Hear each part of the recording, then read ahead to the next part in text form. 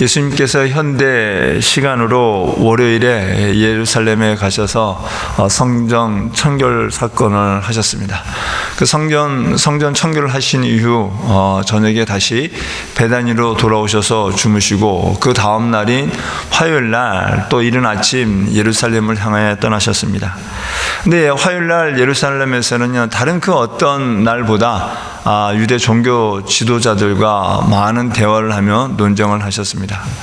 마치 어떤 명 강연자가 강연을 끝낸 이후 그 관객들과 청중객과 질의응답을 하듯이 예수님 마지막 그 한 주간에 그 유대 종교 지도자들과 그 사역의 마지막 순간에 그 유대 종교 지도자들하고 질의응답을 하는 듯 그 종교 지도자들의 많은 질문을 받으시고 또 그 질문에 대한 답을 하신 내용이 바로 화요일에 있었던 것입니다.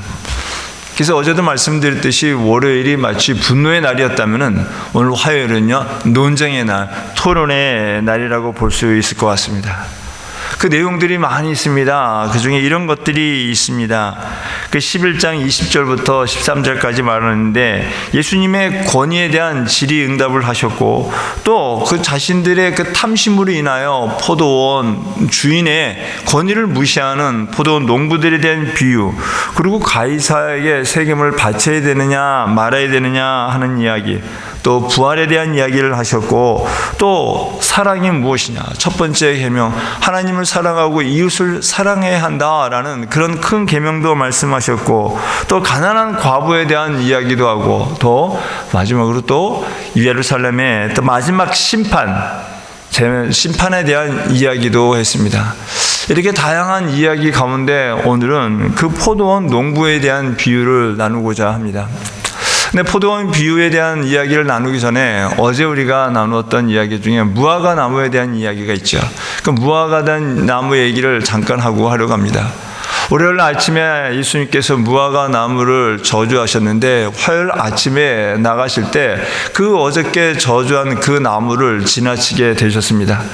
그 제자들이 그 무화과 나무를 보고서는 깜짝 놀랐습니다.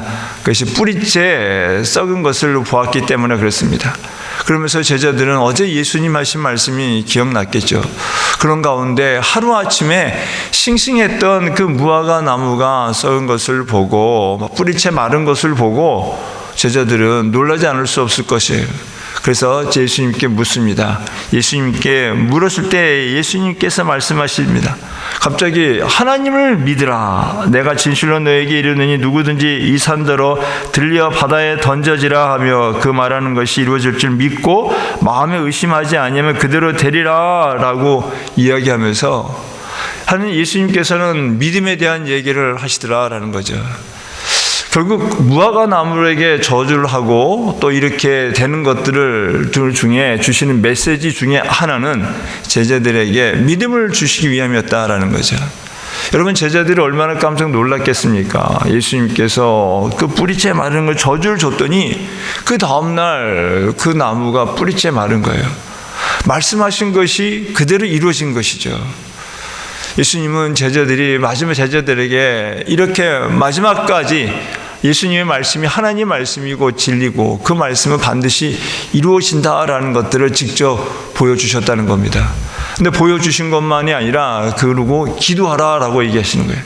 믿음을 갖고 기도하라라고 얘기합니다. 여러분, 믿음을 갖고 기도하는 건 중요합니다. 근데 그 믿음이 어떤 믿음이냐 하는 것도 또 중요하다는 거죠.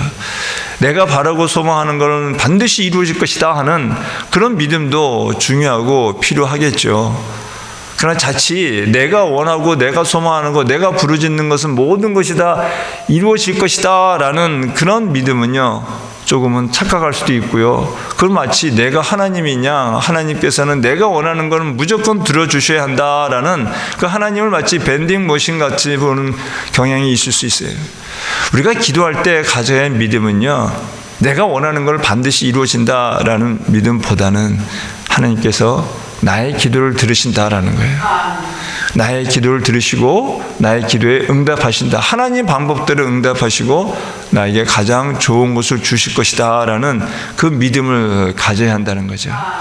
그 믿음 갖고 우리가 기도하기를 원합니다. 예수님께서 우리에게 원하시는 것, 믿음을 갖고 일상의 삶을 살고 더 나아가 기도하기를 원한다는 거예요. 입술로만 하는 기도, 믿음의 대상, 믿음도 없이 하는 그런 기도가 아니라 확실한 믿음을 갖고 기도하는 우리 모든 영락교회 성도님이 되어지기를 축원합니다. 이런 믿음을 갖고 얘기하면서 종교 지도자들에 대한 그들 믿음의 연약함과, 여러분 믿음이 연약하고 하나님에 대한 믿음이 없으면요, 하나님에 대한 권위에 대해서 도전하게 되는 겁니다. 내가 왕이니까 내가 원하는 대로 해주세요 라고 하는 것밖에 안 되는 거죠. 그래서 예수님께서는 마지막 이 유대 종교 지도자들하고 논쟁을 하실 때 권위에 대한 얘기를 하는 것이고, 그 권위에 대한 얘기 가운데 예화가 바로 포도원의 농부에 대한 이야기다라는 겁니다. 이 당시 유대인뿐만 아니라 초대교회는요, 이 땅을 가진 지주들이 땅이 없는 농부들에게 땅을 빌려주면서 그 농사를 짓게 하고 그 농사 지은 것에 대한 일부를, 수확물을 그 주인에게 주고 나머지는 그 농부들이 먹고 살 수 있게끔 하는 그 소장농 제도가 있었습니다.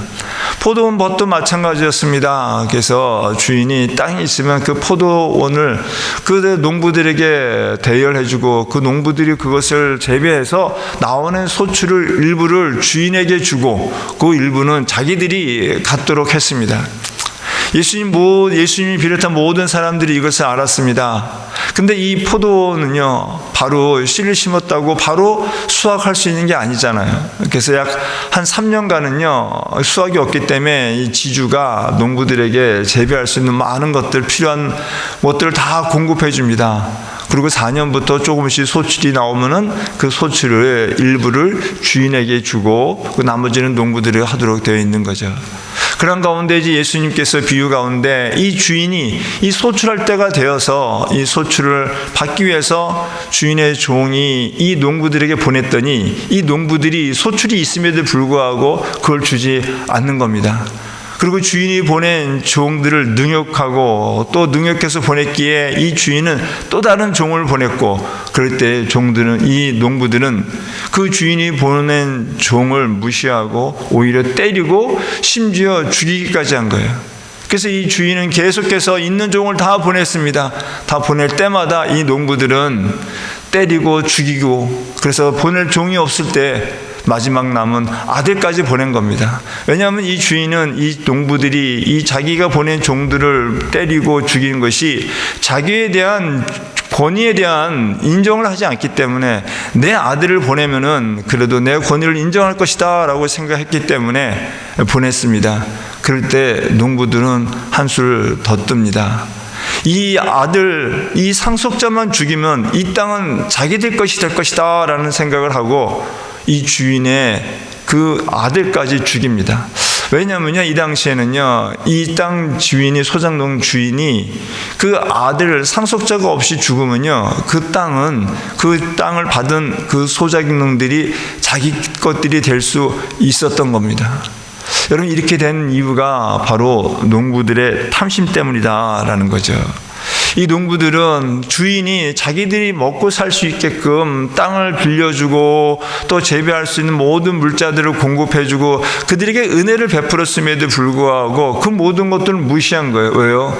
그들이 있는 탐심 때문에, 욕심 때문에 그 주인의 권위도 무시하고 그 주인이 베풀어 주셨던 그 많은 은혜를 망각해버리고 자기가 원하는 대로 이렇게 해가지고 사람을 죽이는 그런 악행까지 범했다라는 거죠.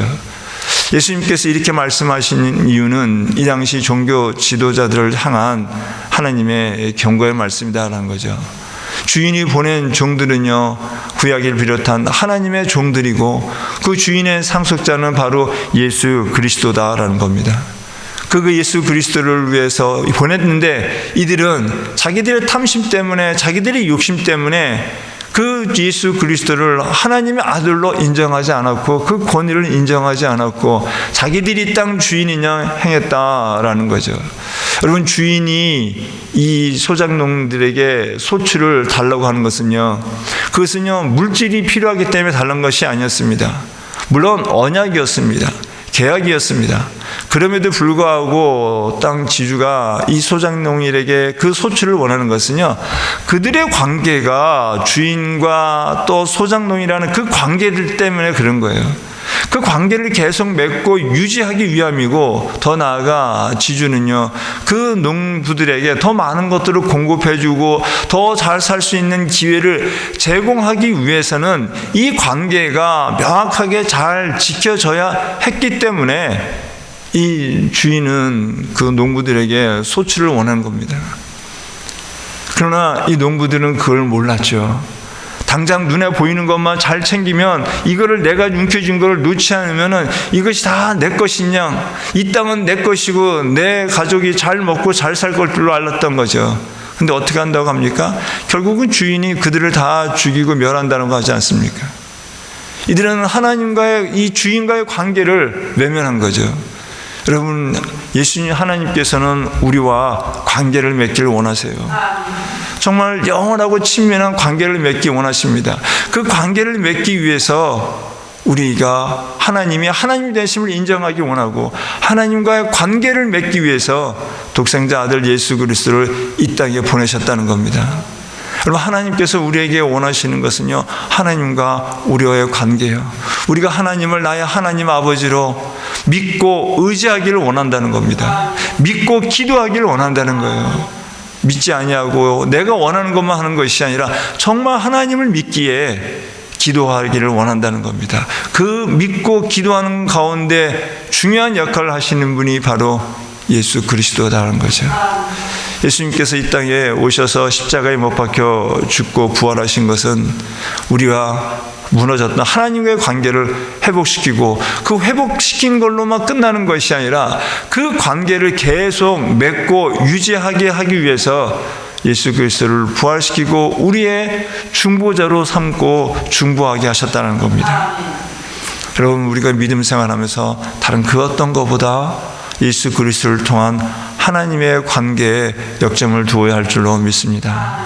한 번 맺은 관계, 한 번 맺었다고 쭉 가는 것이 아니라 그 관계를 맺은 것을요 계속 만남을 유지하기 위해서는요 계속 만나고 대화하고 나누어야 하지 않겠습니까? 하나님께서는 저와 여러분과 깊고 친밀한 영원한 관계를 맺기를 원하십니다. 우리 또한 예수 그리스도를 통하여 하나님과 깊고 친밀한 관계, 정말 나의 아바 아버지라고 확실히 믿고 기도하며 그 맺어진 관계 결코 놓지 아니하고 그 관계 속에서 승리하시는 저와 여러분 되어지기를 간절히 축원합니다.